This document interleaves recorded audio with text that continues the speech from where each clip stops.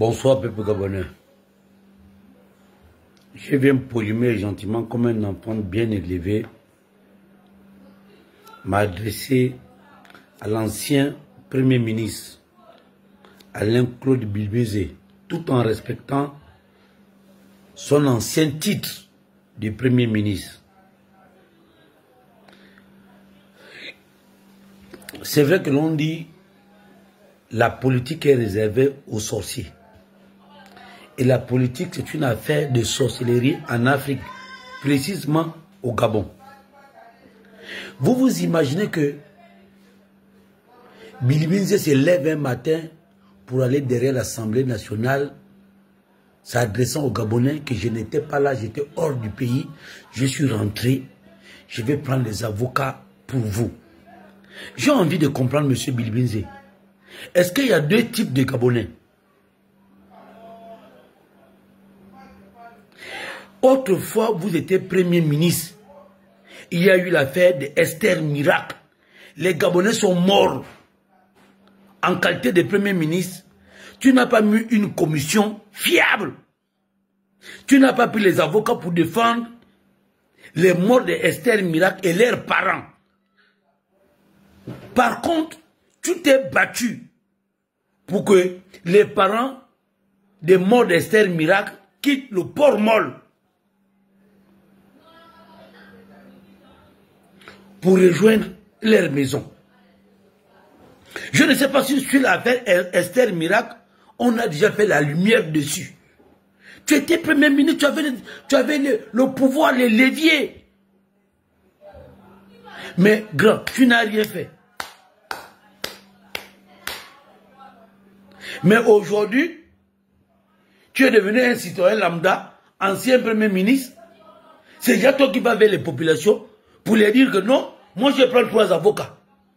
Donc, quand tu étais Premier ministre avec un bon portefeuille, l'argent, le pouvoir, les relations, tu n'as rien fait. Aujourd'hui, là, tu es devenu conscient que quand un Gabonais a les problèmes, tu peux prendre 3 avocats pour les Gabonais. Maintenant, quand je vais encore dire que, puisque tout ce qui était derrière l'Assemblée nationale, il y avait plus de femmes, on venait me traiter de xénophobes, ou de xénophobie, ou de xénophobie. Donc, les gens qui sont morts à Esther Miracle là, moi je le dis pourquoi? Parce qu'il a dit qu'il a des parents là-bas. Donc aujourd'hui, Bilbezé se lève parce qu'il a des parents derrière l'ambassade de Chine. Il a cité 2 ou 3 noms, sauf si j'ai mal entendu, excusez-moi. Mais quand même, est-ce qu'il y a Gabonais et Gabonais?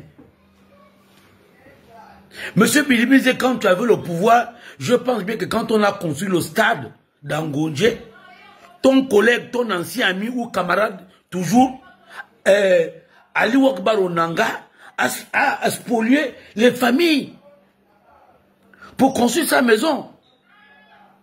Mais je ne t'ai pas entendu que tu allais prendre les avocats pour ces derniers. C'est déjà un beau geste, hein? Mais sauf que ce geste-là est hypocrite. Parce qu'aujourd'hui, tu n'as plus le pouvoir. C'est il y a d'autres personnes qui sont au pouvoir. Tu veux montrer que tu as l'amour envers le peuple gabonais. Non. La politique au Gabon, c'est de la haute sorcellerie.